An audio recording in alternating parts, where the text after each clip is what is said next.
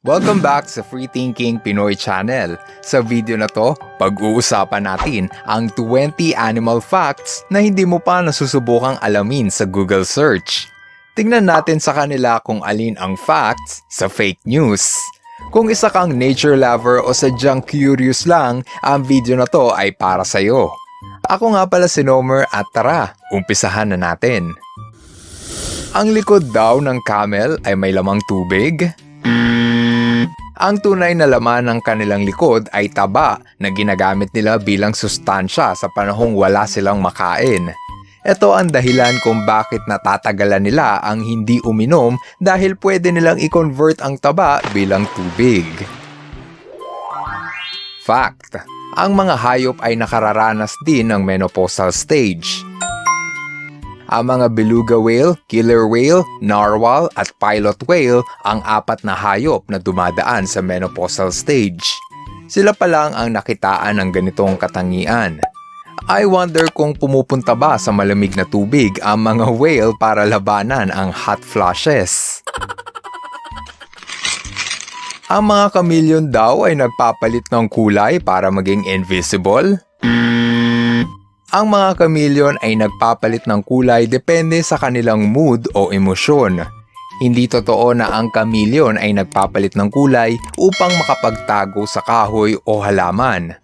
Ang kulay ng kanilang balat ay paraan ng komunikasyon at para makaakit ng mating partner. Fact: ang mga unggoy ay natuturuang gumamit ng vending machine.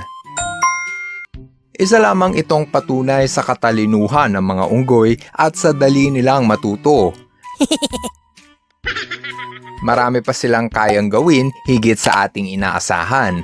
Kaya the next time na nahihirapan kang gumamit ng vending machine, alalahanin mo na kaya ito ng mga unggoy. Manhid daw ang shell ng mga pagong. Ang shell ng pagong ay may nerve ending at konektado sa kanilang spinal column.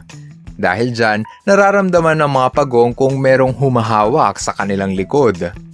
Hindi tulad ng ibang parte, ang kanilang shell ay may mataas na pain tolerance na panangga nito sa kalaban. Fact: mayroong bulate na kayang humaba ng 6 feet. Ang tawag dito ay giant Gippsland earthworm at makikita lamang sa Australia. Sa laki, aakalain mong isa itong sawa. Sobrang bihira na lang ang makahanap ng bulating ito dahil sila ay endangered animals. I wonder kung gaano kalaki ang isda pag giant earthworm ang pain mo sa pamingwit. Umiinom daw ang mga elepante gamit ang kanilang ilong. Hindi nila pwedeng gamitin ang kanilang ilong sa pag-inom gaya ng straw dahil hindi konektado sa digestive tract ang kanilang tusk. Kung mapapansin, ginagamit nila ito parang tabo at saka nila binubuga sa loob ng kanilang bibig. Fact: ang mga baboy ay hindi kayang tumingala. Hindi kayang tumingala ng mga baboy dahil imposible ito base sa istruktura ng kanilang leeg. Ang katawan nila ay binuo upang makahanap ng pagkain sa lupa gaya ng root crop at mga nahulog na prutas. Kailangan pa nilang umupo upang tumingala sa taas. Naaamoy daw ng pating ang patak ng dugo sa dagat?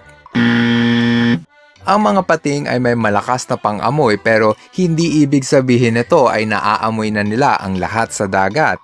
Fact: dahil kaya nilang maamoy ang isang patak ng dugo sa lawak ng swimming pool, pero fake news kung ang statement ay naaamoy nila ang isang patak ng dugo sa buong karagatan. Masyado kasing malawak ang dagat para maamoy ang isang patak ng dugo. Fact: 90% sa pagkain ng leon ay huli ng mga babaeng leon. Ito ay dahil sa mas mabilis tumakbo ang mga babae kaysa sa lalaki kaya mas malaki ang tsansa nilang makahuli ng makakain. Ang pangunahing trabaho ng mga lalaki ay proteksyonan ang teritoryo ng kanilang pamilya laban sa mga intruders. Ang mga lalaki ay walang pakialam sa mga baby lion kaya kailangan doblehin ng mga babae ang effort dahil may mga baby lion pa silang pakakainin. Nasa kalahati na tayo ng listahan. Sana ay marami-rami ka nang nakuhang libreng impormasyon. Alam mo kung ano pa ang libre? Mag-subscribe sa channel ko. Pindutin lang ang subscribe button sa ibaba ng video at bigyan mo na rin ako ng thumbs up. Sige na, libre lang naman ang subscription eh. Please! Ang mga pusa daw ay hindi marunong lumangoy. Gaya ng mga aso, ang mga pusa ay likas na marunong lumangoy at hindi basta-basta malulunod. Bihira mo nga lang sila makikita sa tubig dahil mortal enemy ito ng mga pusa. Ang purr ay ginagawa ng mga pusa sa tuwing masaya ang mga ito. Hindi totoo na ang mga pusa ay nagbabibrate o purr sa tuwing masaya sila. Ang totoo, maraming dahilan kung bakit nagbabibrate ang pusa. Ang pangunahing dahilan ay for bone regeneration o sa tuwing masakit ang kanilang katawan at kasukasuan.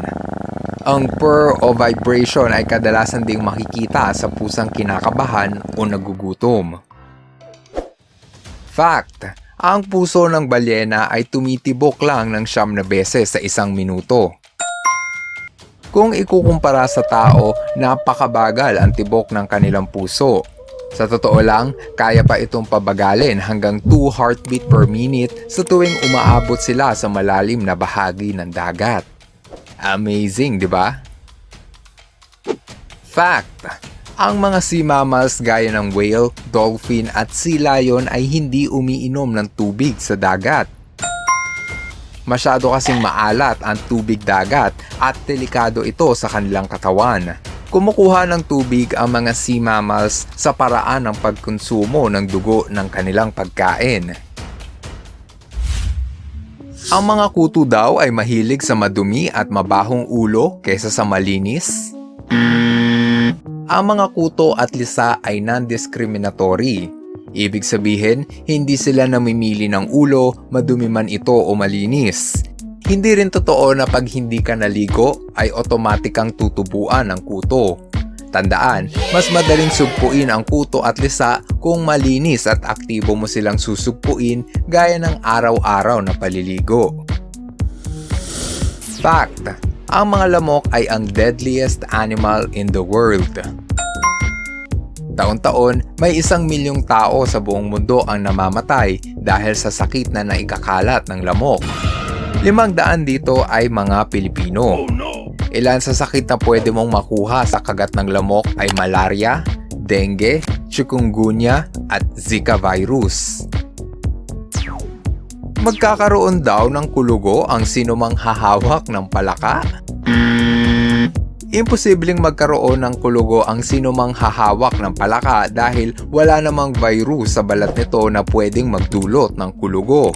In fact, mas malaki ang tsansa mong tubuan ng kulugo sa paghawak ng karne ng manok, isda at baka kesa sa paghawak ng palaka. Fact: ang mga hummingbird ay ang tanging ibon na kayang lumipad ng pabaliktad o paurong. Nagagawa nilang lumipad sa paurong na direksyon dahil sa bilis ng pagaspas ng kanilang pakpak.